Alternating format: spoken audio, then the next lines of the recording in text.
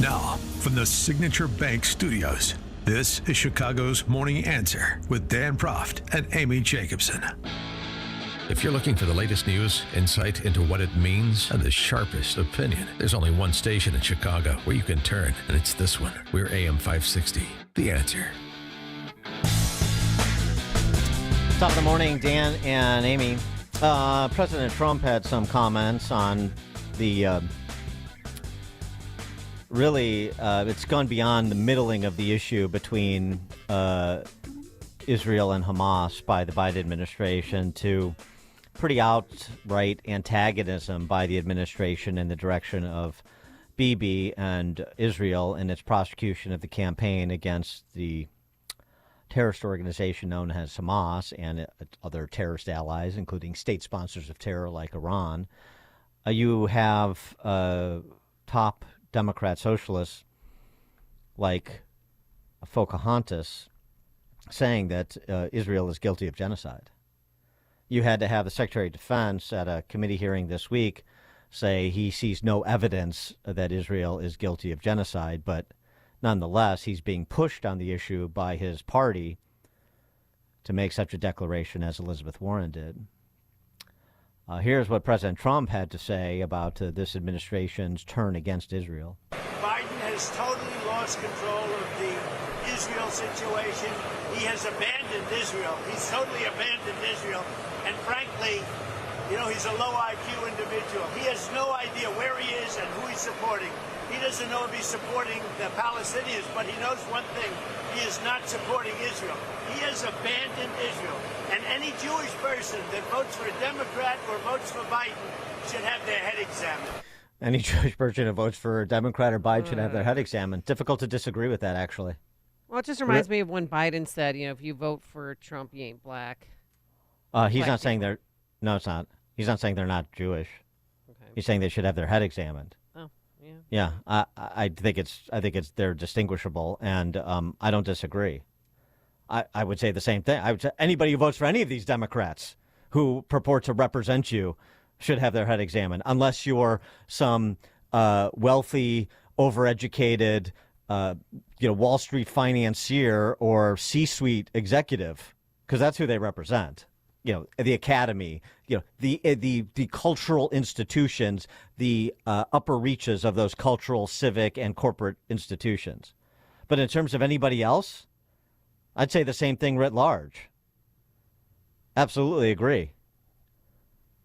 And that's why I find it curious, some of the criticism coming from places like Tucker Carlson, actually, when it comes to assertions that somehow the state of Israel doesn't treat Christians particularly well. We've heard this from some other less informed places on the right, like Candace Owens. That didn't surprise me. There's a lot of people on the right that don't know very much, unfortunately, as well. But it was a little bit more disconcerting coming from Tucker. And Victor Davis Hanson, I'll cede my time to him. He was on recently with Megyn Kelly on her podcast. My podcast is substantively better than Megyn Kelly's, but I'm not as pretty. Oh, come on. You're comparing yourself to Megyn Kelly. You gotta wear just like a tank top. Yeah, she lets the arms show, if you know. Right, it's a gun show, Dan. Mm-hmm. Yeah, that's what I got to do. Anyway, VDH took up this issue of these criticisms from the right or the center right in the direction of Israel per the alleged mistreatment of Christians. And I think he dispatched that assertion quite nicely. Take a listen. Christians themselves, not their spokesmen who have to. The problem we have when we have Christians in the Middle East that are living in Gaza, there's not many. They've been ethnically cleansed from Gaza, most of them. But if they're speaking in Syria or they're speaking in the Palestinian Authority, they're terrified, and everything they say is monitored. So mostly the Christians are very anti-Israel, the spokespeople. But when you look at actual events on the ground, they have fled. They either go to Europe or mostly to America or Israel. I think Israel's getting close to having 200,000 Christians. And they're not people who were there in 1947 necessarily. Most of them came to Israel as a refuge from religious persecution by Muslim governments. And I think most of the evangelical community that I know of is still very pro-Israel. I think what we're talking about is the libertarian right intellectual movement. And I understand, I know that Tucker Carlson has voiced some things. Candace Owens has. The Cato Institute's been really vocal. There's some people on that website who've called for breaking relations almost with Israel. But I don't think it represents most Christians, much less most Americans. But I don't know quite what their arguments, because I've seen so many of them, it doesn't take a lot of brains to say there's 500 million people in the Middle East and there's 12 million that live on a democratic government. And that is the only democratic constitutional system there. And when you go to Haifa or Jerusalem or Tel Aviv, and I have been to every Arab country in the Middle East, and you go to, except Emirates, I haven't been there, but if you go to Tunis, or you go to Tripoli, or you go to Cairo, and these are moderate countries. You go to Jordan, you go to Baghdad, you go to Beirut, you go to Damascus, and then just compare it going to Haifa, for example, and it's just night and day. None of these people who are saying death to America, if they dared to go back into their own countries and they said death to Assad, or death to the Palestinian, or death to Hamas, they would be killed, or they'd be in jailed. But they wouldn't, if you're in Israel and you say death to Netanyahu, you're not. And so it's not Muslim Christian, it's just an empirical difference between a free society that lives by the rule of law and its neighbors who do, for the vast majority, do not.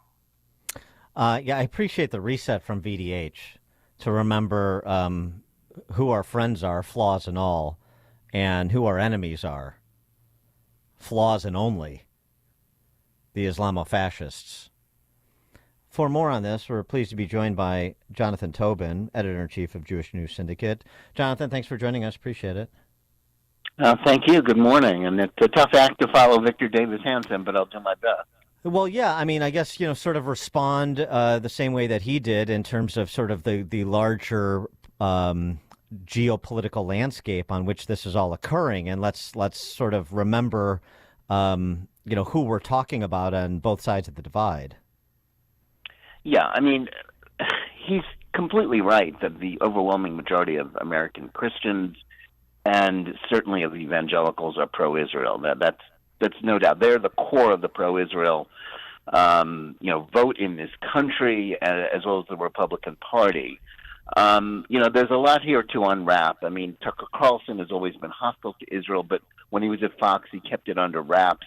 And now, now there's no filter. And, the person he had on to denounce Israel is somebody who supported the October 7th massacres, who is, he talked about Christians in Bethlehem. Well, the Christians in Bethlehem have been decimated since the Palestinian Authority took over Bethlehem. Christian life, thrives inside of Israel. So, it's kind of nuts to even go there. But I think the main point that we're dealing with this week is something that you led with, with Trump's comments, stated in typical Trumpian, fashion. Right. But very the truth nuanced. is, this administration, no matter who you think needs their heads examined, the Biden administration has turned on Israel. Immediately after October 7th, Biden said the right thing, supporting Israel, supporting the eradication of Hamas. In 6 months, he's flipped. He's gone 180. And he is basically threatening. He's doing exactly what the left, the hard left, the anti-Israel left, the intersectional radical left, the squad wanted all along by threatening Israel with aid cuts if they finish off Hamas in Gaza. And basically reading from Hamas propaganda talking points to do so. Now, that's really interesting. Number one, because it threatens the whole U.S.-Israel alliance, but it's also granting a victory to Hamas. If they are still standing when this war is over, they win. They get away with mass murder of October 7th, but more than that, they become the strong horse among the Palestinians. If you actually believe in the possibility of peace, that's over because Hamas has only two goals. the eradication of Israel, and the genocide of its Jewish population.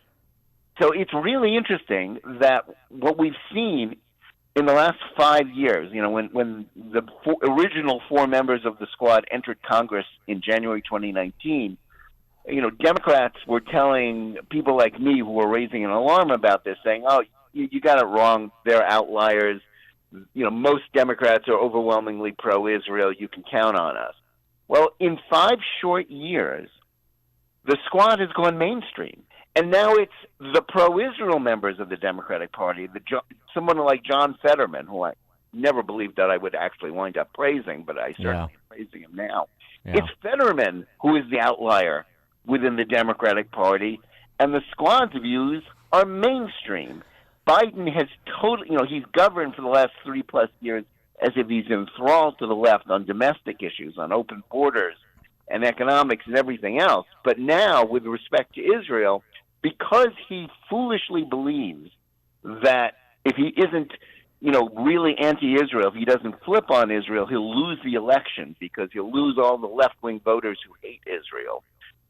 He thinks he's going to lose. He's got to beat Netanyahu before he beats Trump. That's nuts because there are far more pro-Israel votes in the center of this country than to be lost on the left for being insufficiently hostile to Israel. Well, that's what he's doing. Well, that's why Trump said it's blunt and it may lack the nuance as often the case. But I mean, honestly, he's as usual directionally correct. I mean, sort of what you're describing is minus the chanting and the hyperventilating, the position that you're hearing from Elizabeth Warren and from the Biden administration generally, its surrogates, is indistinguishable from the temper tantrums you're seeing on college campuses or in the streets of major cities. You're absolutely right. And it's just another version of the same thing. And in fact, it is the mobs, in the streets blocking bridges and tunnels and demonstrating, on college campuses, chanting from the river to the sea, for the destruction of Israel.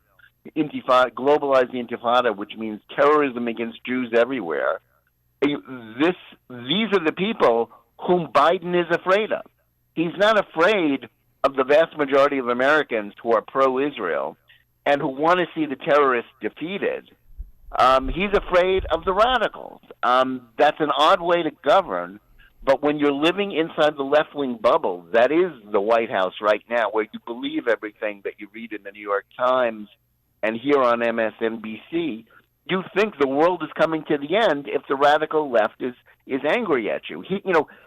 30-odd years ago, Bill Clinton, I wrote a piece about this a couple of weeks ago. 30-odd years ago, Bill Clinton established his credibility as a candidate by having what was known as a sister soldier moment, where he announced this radical activist, who was calling for the murder of policemen, and everybody said, "Oh, Clinton is not, he's not enthralled to the left. He's a normal person. Maybe we can vote for him."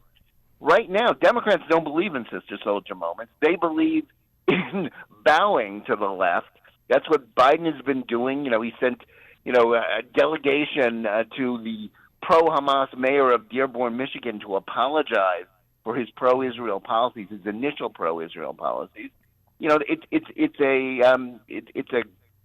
It's an administration that has its priorities all out of whack, not just about Israel, but certainly about Israel now.